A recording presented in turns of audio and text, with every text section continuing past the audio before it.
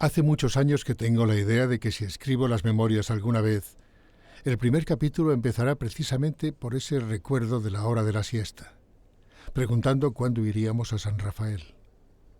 El capítulo consistía en una descripción de esa habitación, de la galería que daba a uno de esos interiores de manzana del Ensanche, muy bellos, con jardín. Barcelona era una ciudad que estaba muy bien para un niño pequeño por la arquitectura modernista.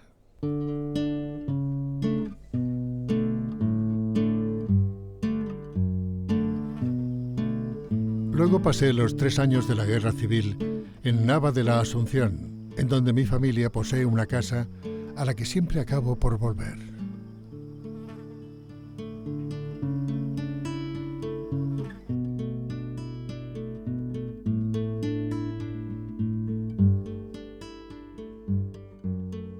Cuando yo era más joven, bueno, en realidad será mejor decir muy joven, algunos años antes de conoceros y recién llegado a la ciudad, a menudo pensaba en la vida. Mi familia era bastante rica y yo estudiante. Mi infancia eran recuerdos de una casa con escuela y despensa y llave en el ropero, de cuando las familias acomodadas, como su nombre indica, veraneaban infinitamente en Villa Estefanía o en la Torre del Mirador. Y más allá continuaba el mundo con senderos de grava y cenadores rústicos, decorado de hortensias pomposas, todo ligeramente egoísta y caduco. Yo nací, perdonadme, en la edad de la pérgola y el tenis.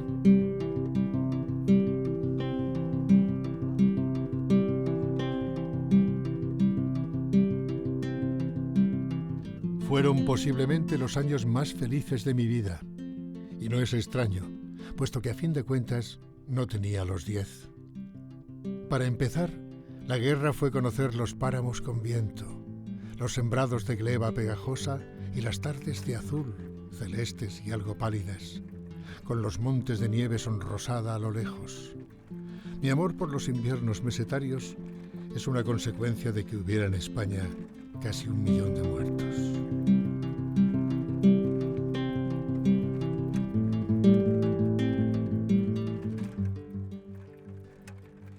Cuando por fin volvimos a Barcelona, me quedó unos meses la nostalgia de aquello, pero me acostumbré. Quien me conoce ahora dirá que mi experiencia nada tiene que ver con mis ideas. Y es verdad. Mis ideas de la guerra cambiaron después, mucho después, de que hubiera empezado la posguerra.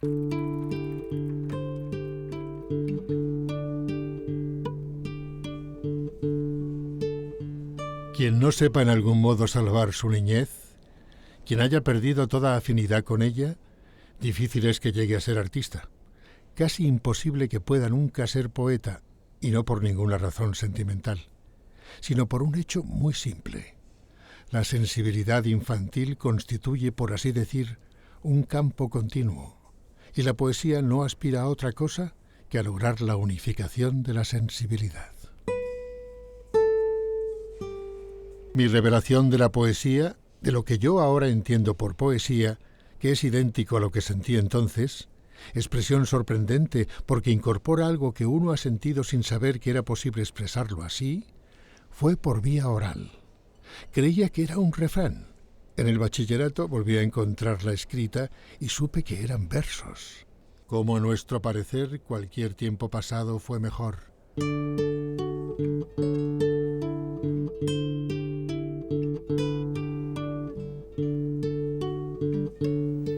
Ahora, la identificación de ese personaje, claro, mis poemas, conmigo mismo, yo creo que se empieza a producir con Ribera dos Alisos. Los pinos son más viejos, sendero abajo, sucias de arena y rozaduras, igual que mis rodillas cuando niño, asoman las raíces. Y allá en el fondo, el río entre los álamos completa como siempre este paisaje que yo quiero en el mundo, mientras que me devuelve su recuerdo entre los más primeros de mi vida. Un pequeño rincón en el mapa de España que me sé de memoria, porque fue mi reino.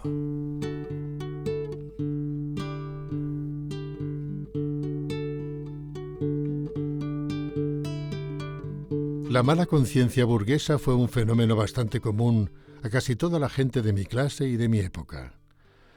Nuestra intención era hacer una poesía de la experiencia social. Queríamos hablar de la experiencia de ser burgués. En mi caso, la puesta en escena de esta temática literaria la considero como un robo literario a los ingleses. En un poema como Barcelona ya no es bona, estoy hablando de un vástago de la burguesía industrial catalana de principio de siglo, que son gente que conocía muy bien y conozco muy bien, si es que quedan, porque he ido al colegio con ellos. Los conocía muy bien. En los meses de aquella primavera pasaron por aquí seguramente más de una vez. Entonces, los dos eran muy jóvenes y tenían el Chrysler amarillo y negro. Los imagino al mediodía por la avenida de los Tilos, la capota del coche salpicada de sol, o quizá en Miramar, llegando a los jardines, mientras que sobre el fondo del puerto y la ciudad se mecen las sombrillas del restaurante al aire libre, y las conversaciones, y la música fundiéndose al rumor de los neumáticos sobre la grava del paseo. Y a la nostalgia de una edad feliz y de dinero fácil, tal como la contaban, se mezcla un sentimiento bien distinto que aprendí de mayor, este resentimiento contra la clase en que nací, y que se complace también al ver mordida, ensuciada, la feria de sus vanidades por el tiempo y las manos del resto de los hombres.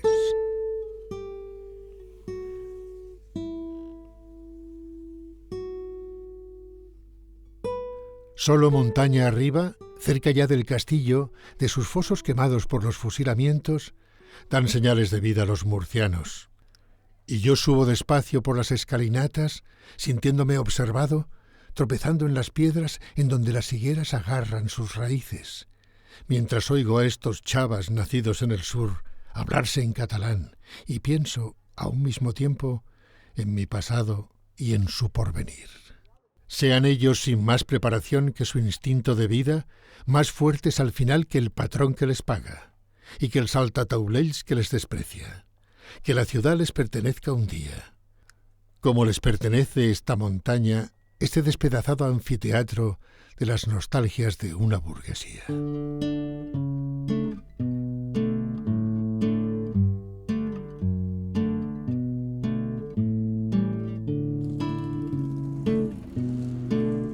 Parto hacia el archipiélago filipino y allí permaneceré cosa de 4 meses entregado al hard labor de estudiar la legislación filipina en materia de sociedades y tributación y sin un solo letraherido alejandrino con quien conversar de jambos y antistrofas.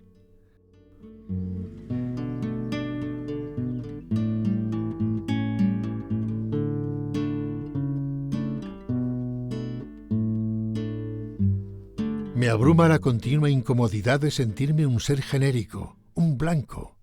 No soy, no represento más que eso y me humilla, y además es monstruoso pensar que esto lo han hecho las gentes que tengo que frecuentar a diario, con sus clubs, sus cocktail parties, su insufrible y petulante suficiencia de racismo irremediable.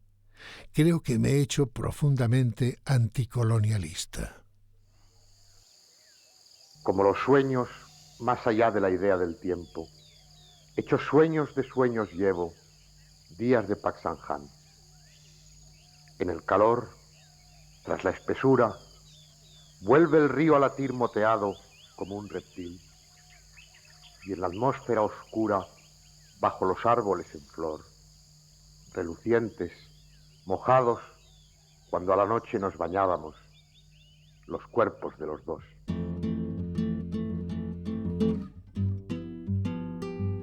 Aunque una gran parte de la industria española sea obsoleta, ineficaz o simplemente insuficiente, sus propietarios poseen fortunas personales confortables de las que el fisco, a pesar de las últimas reformas, suele tener una idea inadecuada. La inversión mobiliaria les asusta, porque apenas permite escapar a los impuestos, pero en cambio muestran una afición saludable a la especulación en terrenos y a la construcción de hoteles y apartamentos para la venta. Ampliar y modernizar sus fábricas, no todos se sienten demasiado seguros de que sea esa una proposición rentable. Además, ¿No están ahí los bancos, los institutos crediticios paraestatales, el capital, el know-how extranjeros?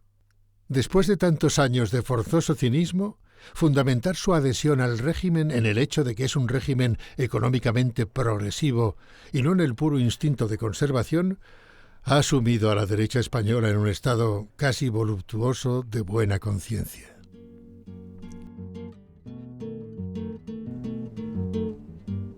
¿Y qué decir de nuestra madre España?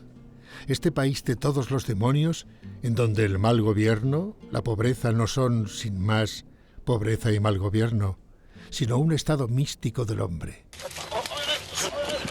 De todas las historias de la historia, la más triste sin duda es la de España, porque termina mal, como si el hombre, harto ya de luchar con sus demonios, decidiese encargarles el gobierno y la administración de su pobreza. Quiero creer que no hay tales demonios. Son hombres los que pagan al gobierno, los empresarios de la falsa historia.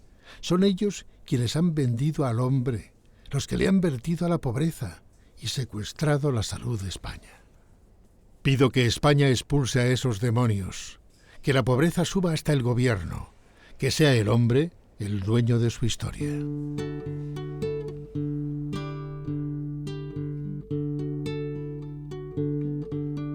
Yo he amado mucho y muy intensamente. He sido un sentimental incontrolado. Eso te hace vivir mucho. Yo pertenezco a una generación que es la de cachondo sentimental, que es lo que he sido durante toda mi vida. Y cuando era joven no podía irme a la cama sin estar locamente enamorado, durase lo que durase. Era una maravilla. Mis poemas eróticos no son expresamente homosexuales, sino deliberadamente ambiguos. Es la experiencia de la relación amorosa, no el deseo del ser amado, lo que me interesaba expresar.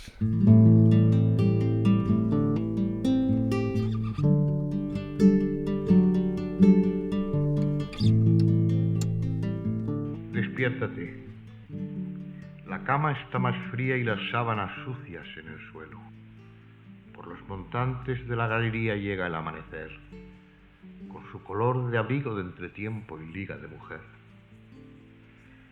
Despiértate pensando vagamente que el portero de noche os ha llamado y escucha en el silencio. Sucediéndose hacia lo lejos, se oyen enronquecer los tranvías que llevan al trabajo. Es el amanecer. Irán amontonándose las flores cortadas en los puestos de las ramblas y silbarán los pájaros, cabrones, desde los plátanos mientras que ven volver la negra humanidad que va a la cama después de amanecer. Acuérdate del cuarto en que has dormido. Entierra la cabeza en las almohadas, sintiendo aún la irritación y el frío que da el amanecer junto al cuerpo que tanto nos gustaba en la noche de ayer. Y piensa en que debieses levantarte. Piensa a la casa todavía oscura donde entrarás para cambiar de traje y en la oficina con sueño que vencer y en muchas otras cosas que se anuncian desde el amanecer. Aunque a tu lado escuches el susurro de otra respiración, aunque tú busques el poco de calor entre sus muslos medio dormido que empieza a estremecer, aunque el amor no deje de ser dulce hecho al amanecer. Junto al cuerpo que anoche me gustaba tanto desnudo, déjame que encienda la luz para besarse cara a cara en el amanecer, porque conozco el día que me espera y no por el placer.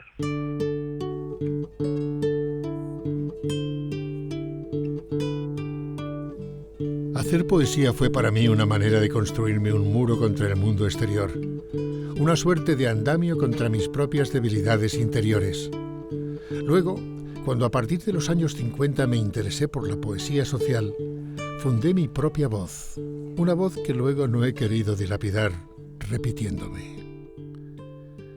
Yo no hago vida de escritor.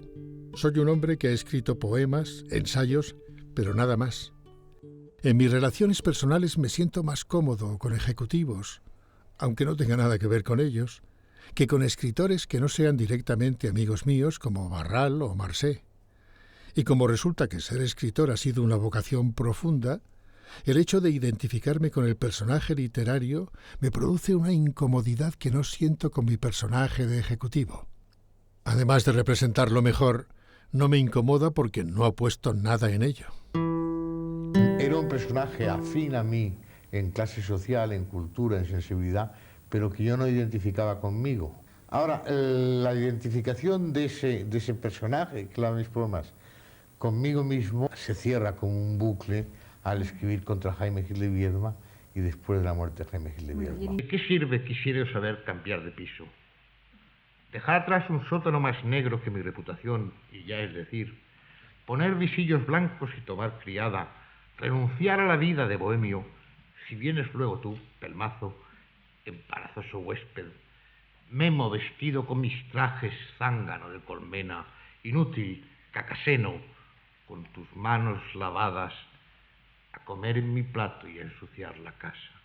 Te acompañan las barras de los bares últimos de la noche, los chulos, las floristas, las calles muertas de la madrugada y los ascensores de luz amarilla cuando llegas, borracho, y te paras a verte en el espejo la cara destruida, con ojos todavía violentos que no quieres cerrar. Y si te increpo, te ríes, me recuerdas el pasado y dices que envejezco. Oh innoble servidumbre de amar seres humanos, y la más innoble, que es amarse a sí mismo. Uno de los motivos por los que no escribo poesía es porque el personaje de Jaime Gil de Viedma que yo inventé y logré asumir ya no me lo puedo imaginar. Era incapaz de imaginarme como personaje porque el personaje ya estaba asumido. Entonces imaginé que el personaje Jaime Gil de Viedma, en lugar de tener 50 años, tenía 75. Pasar directamente a la vejez. En un viejo país ineficiente, algo así como España entre dos guerras civiles, en un pueblo junto al mar, poseer una casa y poca hacienda y memoria ninguna, no leer, no sufrir, no escribir, no pagar cuentas y vivir como un noble arruinado entre las ruinas de mi inteligencia. Me demostré que tenía razón. Cuando me imaginé con 75, me salió un poema. En aquel momento estaba encantado porque me dije, tengo que escribir más poemas como si fuese viejo. Pero luego pensé, ¿para qué coño?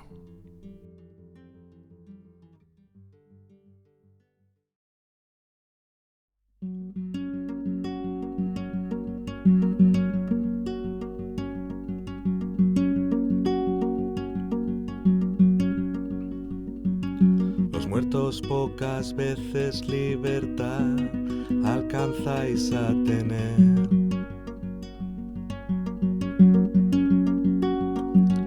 Pero la noche que regresáis es vuestra, vuestra completamente. Amada mía, remordimiento mío, la nuit c'est toi cuando estoy solo. Y vuelves tú, comienzas en tus retratos a reconocerme. Qué daño me recuerda tu sonrisa y cuál dureza mía está en tus ojos.